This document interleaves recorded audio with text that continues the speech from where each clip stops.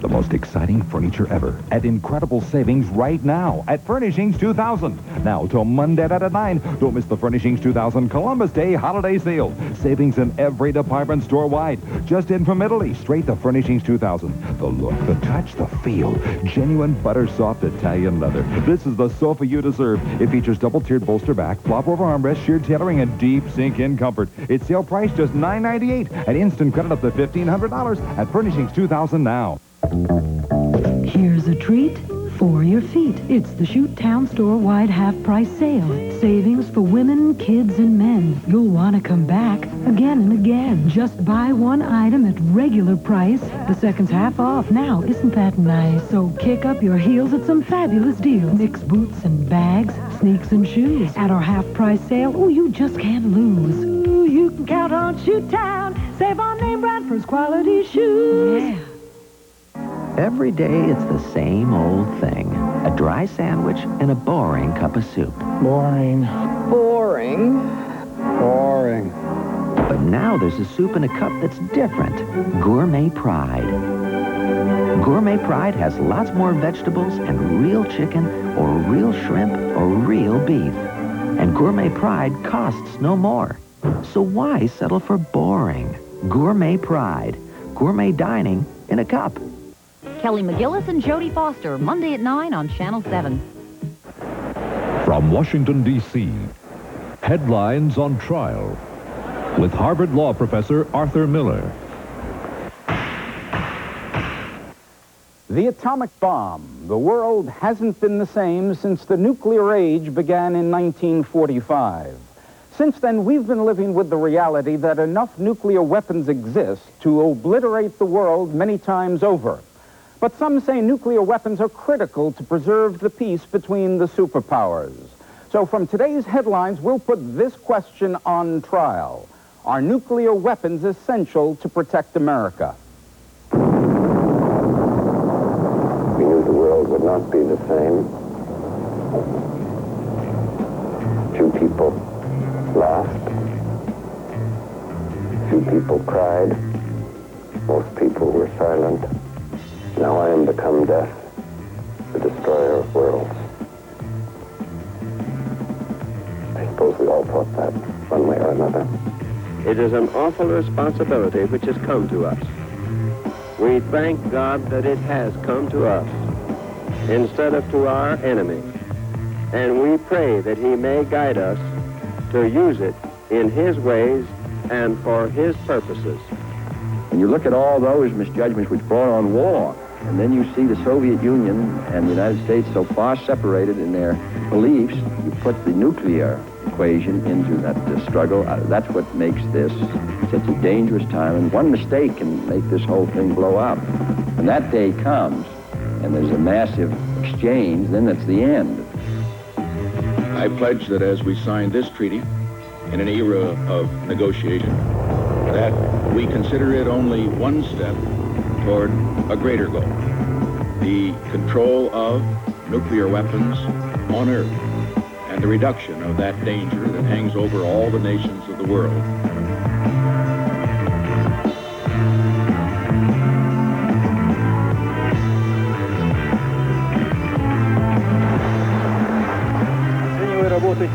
The era of nuclear disarmament has begun.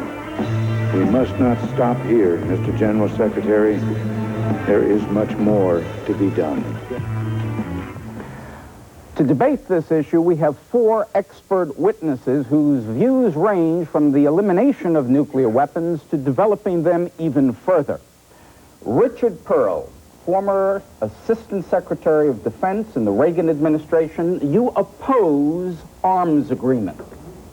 Why do we need all of these weapons? We can kill each other 10 times over. We don't need them all, but we need enough. And the evidence of history is that the weapons we do have prevented a war since World War II, despite immense political differences. We've not found ourselves fighting the Soviets, and that's because we have the weapons we need to protect ourselves. Senator Gary Hart, two-term senator from Colorado, presidential candidate, deep interest in arms. You were on the Armed Services Committee. You've authored a book, America Can Win. Richard says we need them. Well, clearly we don't in the philosophical sense. We defended ourselves for 150 years without nuclear weapons. I think that he would agree with me that we need them only so long as other people need them. But the drive must be to eliminate those weapons, and we do that by destroying three myths. One is that we trust the Russians. We shouldn't, and we negotiate with them because we don't. The other is that we can have a treaty or ratify a treaty that doesn't have the support of our military leaders. We cannot. They must support that treaty. And the third myth is that somehow we should negotiate just to be negotiating. We should negotiate and have treaties only if it's in our national security interest. General Edward C. Meyer, former U.S. Army Chief of Staff, 79 to 83. You believe that nuclear weapons are important for keeping the peace. But we have a war going on every year. But the kinds of wars that are going on are not wars that are prevented by nuclear weapons. The war that we've prevented for the last 40 years with nuclear weapons has been the big war, World War III. And we are going to have to continue to have nuclear weapons to prevent World War III for at least another 3 decades. Jonathan Schell, you've written 2 books, The Fate of the Earth, The Abolition, both influential in the nuclear arms debate. You would like a nuclear weapon-free world, yet you seem to admit that nuclear weapons are a deterrent. Why the inconsistency? Well, I don't think it's an inconsistency. I noticed that the United States and the Soviet Union are now seriously considering reducing our arsenals by 1/2. And I noticed, too, that both the President and Chairman Gorbachev favor the elimination of nuclear weapons. And to me, the most interesting question is whether we actually want to reach a nuclear weapon-free world in which neither side, and in fact no countries, have nuclear weapons, because there's some debate on that point. The battle lines have been drawn, and next we'll focus on whether to increase or decrease our nuclear arsenals when Headlines on Trial continue. Okay, we're off.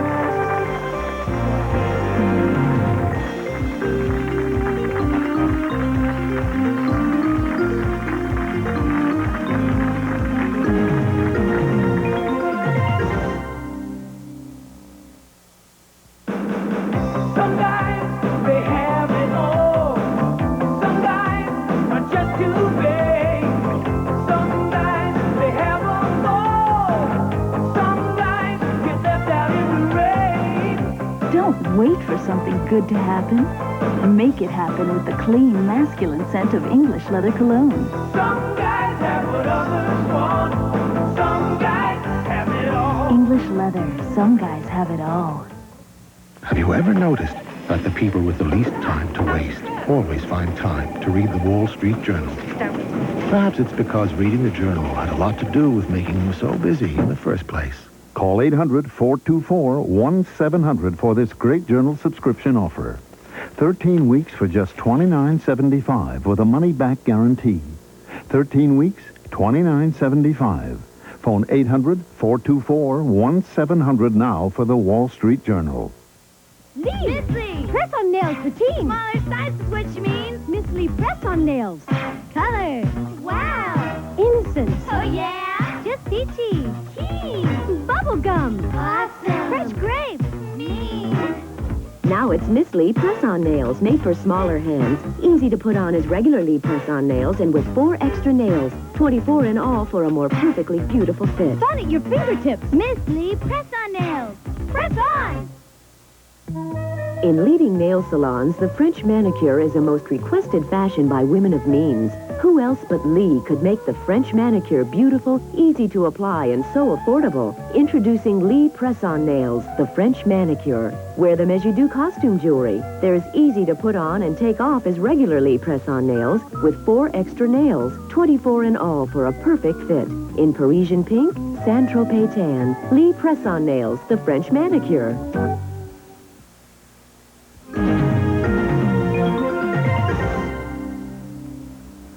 We're putting nuclear weapons on trial. Experts, let me give you a real hypothetical. I've just been elected President of the United States. I'm President Arthur. I've promised the American people that I would completely rethink our nuclear weapons policy, and you four are my closest advisors. Richard, what do you tell me as your president? You should never have promised to rethink it, but as long as you've done that... Thinking is bad for your health? No, the existing policy was just fine. It's kept the peace for a long time, despite enormous difficulties in the world. And we can't afford to take the risk of abandoning our nuclear weapons while the other guys have them. And the fact is, our adversaries have nuclear weapons, and they're not about to give up theirs, despite what they say. What about further reductions with the Soviets? Well, reductions are all right, provided they're balanced and equitable, and provided we can keep a close eye on whether they're adhering to those agreements or not. Jonathan, what advice would you give me? Well, I'd be in favor of some rethinking. As you look at the arms control talks now, one thing that strikes the eye is that there's no real goal that's been identified. And that's Richard why I think we should telling me study it's keeping the peace. Reduction, he grudgingly says, reduction's okay. But why should we eliminate? Well, I'd be interested to know whether he thinks that the negotiated elimination of nuclear weapons would be a possible or a desirable thing. And actually, the more interesting question is whether it would be desirable, not whether it would be possible. And I wonder if he would favor that. No, I certainly wouldn't. I think it would be undesirable. I think we would be taking an unacceptable risk. Can you imagine the Russians turning over the last nuclear weapon in their arsenal? Yes, I can't. Well, I can't. Yeah. You don't trust them? I don't trust them. They'd hold some back. I know they'd hold some back. Senator, you said you don't trust them before. He says eliminate. The most they say is reduce. What do you say? Well, what's interesting to me in listening to Mr. Perle, which I have over the years, is to see his own president, the president he advised, your predecessor, completely change his policy. And whether that was with or without Mr. Perle's advice, I don't know. But in the end of his term, President Reagan came to realize what all presidents since Eisenhower have realized, is that there is no security in an unlimited nuclear arms race. And in advising you, I would say, let's don't treat all nuclear weapons alike, as I think Mr. Perle does. Some are more dangerous than others. What we must eliminate right now are the unstable nuclear weapons, the fixed-based ICBMs. Get rid of the ones that, in a period of crisis, might lead to accidental war. It's true that some are more dangerous than others. The ones that are really dangerous are the ones that our adversaries have. The ones that we have, let's get rid of them. The only good nuclear weapon is our nuclear weapon? If they're prepared to take that risk, that's terrific. Well, they have shown that they are.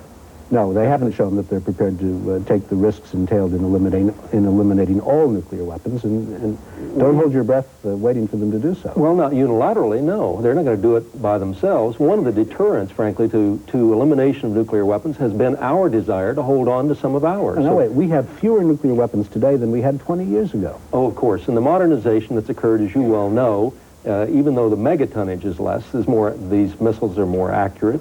We have continued to modernize our force, and I would encourage the President, so long as any other nation, our adversary has nuclear weapons, to modernize our force, but away from the destabilizing, dangerous first strike weapons. Do you think we can eliminate? Jonathan seems to think it's worth trying to eliminate. Well, I think every president, in one way, shape, or form, is going to have to hold out somewhere in the distant future the likelihood of the complete elimination of nuclear weapons. He has to also be honest with the American people and tell them that that's going to be a long time before that's going to be possible. Because what happens when you start talking about 0, 0, 0, no nuclear weapons, everyone thinks it'll happen next year, and people rush towards solutions which are going to be, in the long run, destabilizing and not in our national interest. And that's my concern over time. Do you seriously think we can verify? We really will know that the Russians or someone else is building a bomb or not building a bomb? I think that it can be verified to the point where there would be no military significance or an acceptable military risk involved in cheating on the other side. He says acceptable military risk. Acceptable military risk. And I will say today that's not possible because there's still this lack of trust and confidence. I don't trust the Soviets today when they say they're going to destroy all of their weapons. It's not just the Soviet Union. I'm not going to say who it is for obvious reasons, but I sat in a meeting not too long ago when I was still in government, in which a head of state of an ally of the United States, a democratic country, said to the president, I would cheat, this person said, if there were an agreement requiring the abolition of all nuclear weapons. Don't we have surveillance satellites that are good enough to determine whether people are cheating? That's the key to the issue. There's no way you can. Well, right here, but Richard, right here in this witness box, I could have 3 nuclear weapons. But keep in mind, there are 2 aspects to this. There's the warhead, which Richard is hiding there under his chair. 3 of them. That's why he's called the Prince of Darkness. Now ask him how he intends to get those to Moscow. There's something called a delivery system. Put it on Pan Am. Put it on Pan Am.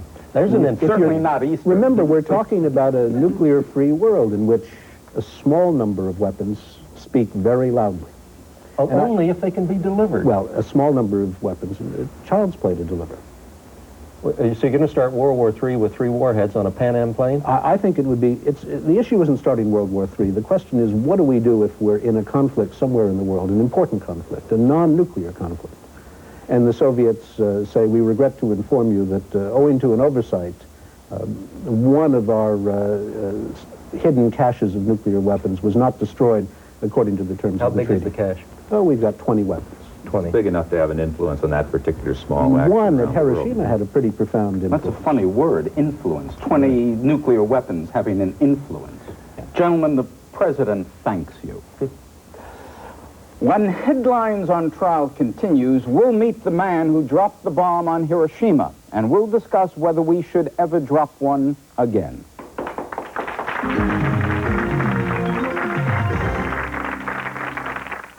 It's stuffy. You could use a drink, so you step out to the lobby and... Let me see if I've got that right. Murder. That is absurd. Who are you going to call? Columbo. Well, I didn't say you had a good alibi, but you do have an alibi. Robert Culp and Peter Falk as Columbo, tonight at 9:30 on Channel 7. Kelly McGillis reveals the personal tragedy that inspired her to make her new movie, and a live preview from the Oakland Coliseum of all the playoff action, Monday at 9 on Channel 7. This is Sizzler's all-you-can-eat salad bar. This is the build-your-own tostada bar we added to Sizzler's salad bar. And this is the hot pasta bar we added to the build-your-own tostada bar that we added to Sizzler's salad bar. Now, what more could we possibly do to improve a feast like this? Add dinner. Presenting Sizzler's new steak and salad bar dinner. A freshly cut sirloin steak that comes with all of the above for the price below. Sizzler, a fresh experience. Views expressed on Speak Freely are those of the speaker. Each year, 40,000 children in the United States die before their first birthday. That translates into 10.6 babies per 1,000. The problem of infant mortality is escalating. Our country is now ranked 19th in infant mortality among industrialized nations. This means that a newborn in Hong Kong or Singapore has higher chances of survival than a child born in the U.S. Our country spends $2.5 billion annually attempting to save these children. If our government would subsidize prenatal and pediatric care for the working poor, the number of healthy newborns would certainly increase. Support universal access to prenatal and pediatric care. Our children are our future. They all deserve a healthy start. Speak freely on issues that matter to you. Write us at Channel 7.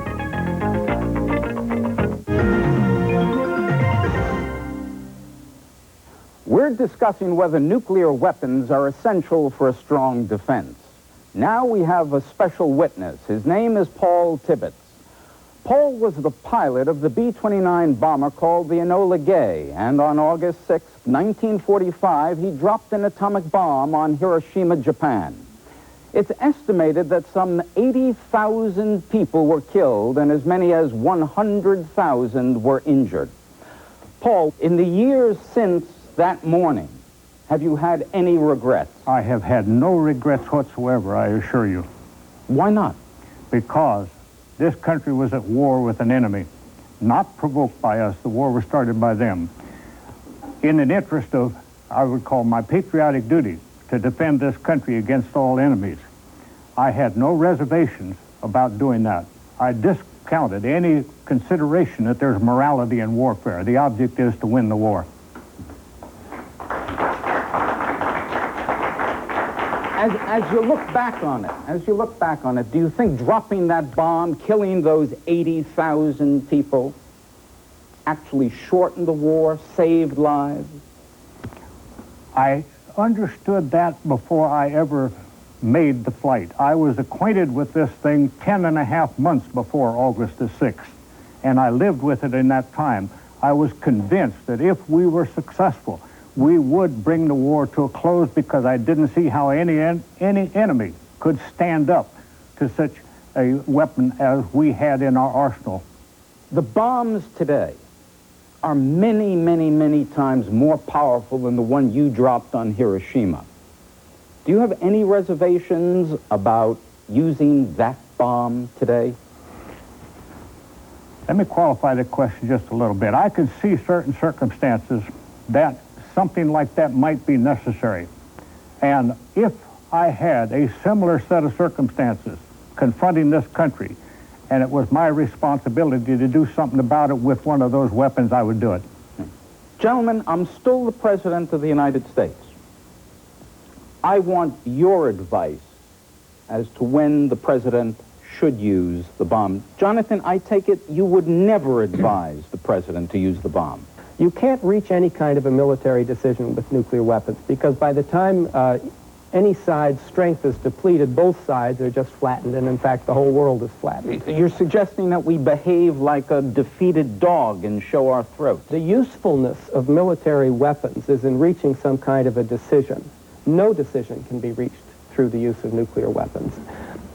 Therefore, there can be absolutely no assurance that once you've crossed that nuclear threshold, that you're not going to go to a full Holocaust. Now, it might not happen. It might not. But you can have no assurance that it won't. Therefore, you are rolling the dice with the survival of this species when you resort to nuclear weaponry, and I would not counsel anyone to do it. In other words, we should give up as a nation in order to protect against the loss of the planet. Well, you know, as an advisor to the President on this point, I'm a lousy one, because as you see, I'm not ready to use nuclear weapons. I disagree to this extent. I think the President must hold open the option of the use of nuclear weapons, if for no other reason to deter the other side, even after the exchange has begun, from using more of theirs. There might be a set of circumstances, it's a rather narrow one, where certainly no nation, I don't think, is going to launch all of its weapons at once.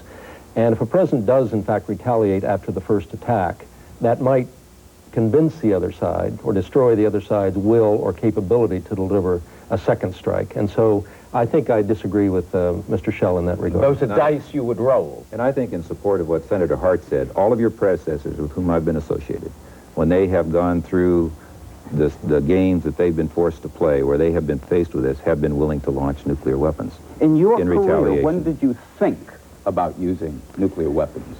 The only time that I have thought, well, first I always thought about the possible use of nuclear weapons on the part of the Soviets if we were in a condition where we had an advantage in an area that they might use nuclear weapons. It's always in the back of your minds that they might use nuclear weapons.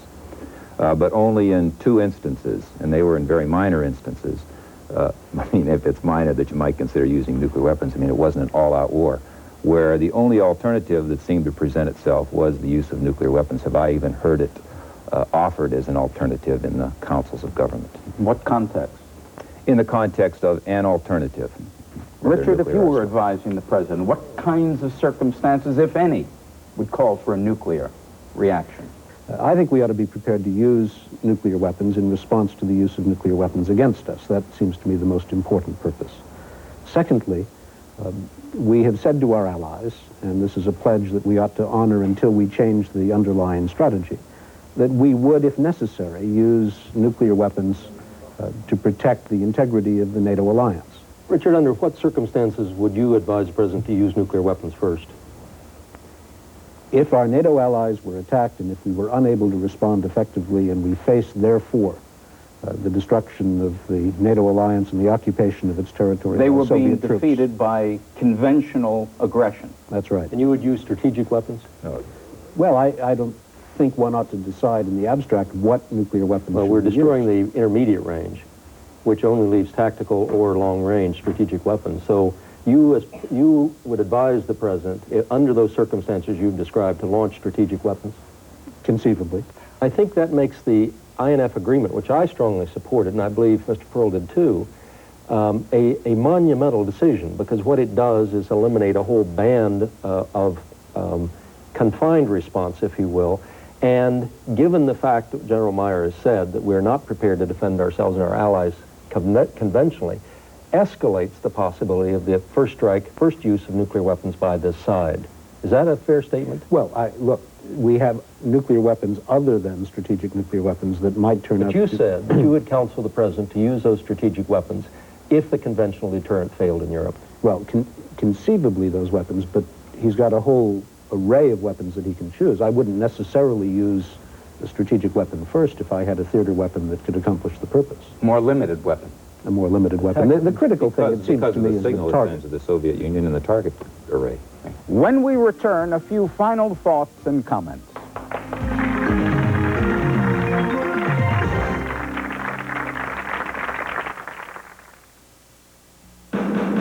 Some guys, they have it all. Some guys are just too vain. Some guys, they have a fall. Some guys get left out in the rain. Don't wait for something good to happen. Make it happen with the clean, masculine scent of English leather cologne. Some guys have what others want. Some guys have it all. English leather. Some guys have it all.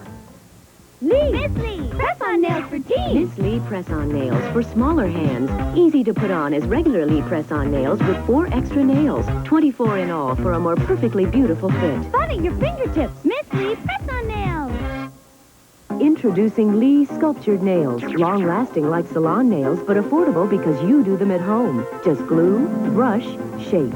If you can polish your nails, you can enjoy Lee sculptured nails like nothing you've ever used before. Keith and I have been married over 20 years. He's a wonderful guy, terrific at his job, a great husband and father. But I'm afraid. He started drinking a lot more after work. I feel like I'm losing him and I just don't know what to do. The good life has its pitfalls. If you or someone you love is falling prey to alcoholism or drug abuse, ask for help.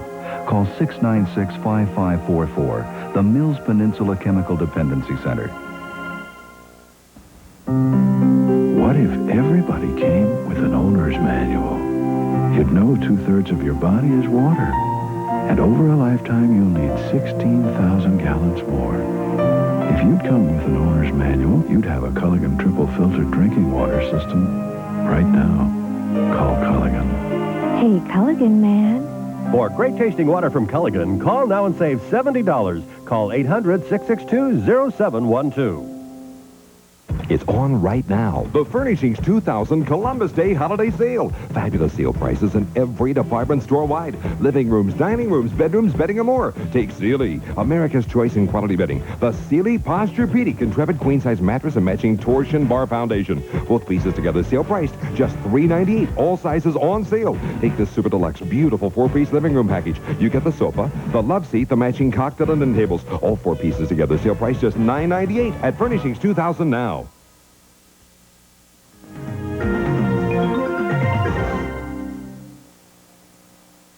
I'd like to thank our 4 experts. Nuclear weapons may have helped to keep the peace between the superpowers for the last 40 years. But many fear that a miscalculation or a madman will bring on the world's destruction. In recent years, the superpowers have come a long way in trying to reduce the number of nuclear weapons, and they are currently working on future agreements. Can a world without nuclear weapons ever be achieved? And if not, what kind of nuclear policy would best protect America? Well, on Headlines on Trial, you're the judge and you're the jury, so it's your verdict. I'm Arthur Miller. Thanks for joining us.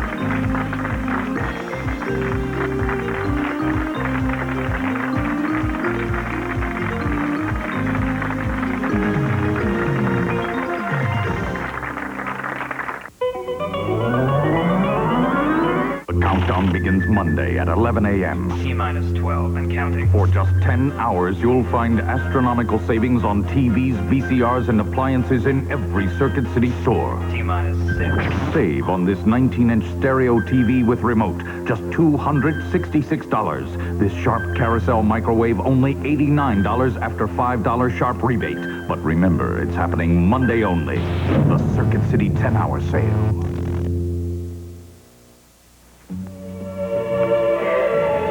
Nice suit. Sale at Macy's, right? No, no sale. C&R. No sale. Must have cost a bundle. Oh, not really. C&R's everyday prices are usually lower than department store sale prices. And C&R never charges for normal alterations, not even on sale items. Unlike Macy's. C&R, because you deserve more. Nice suit. C&R?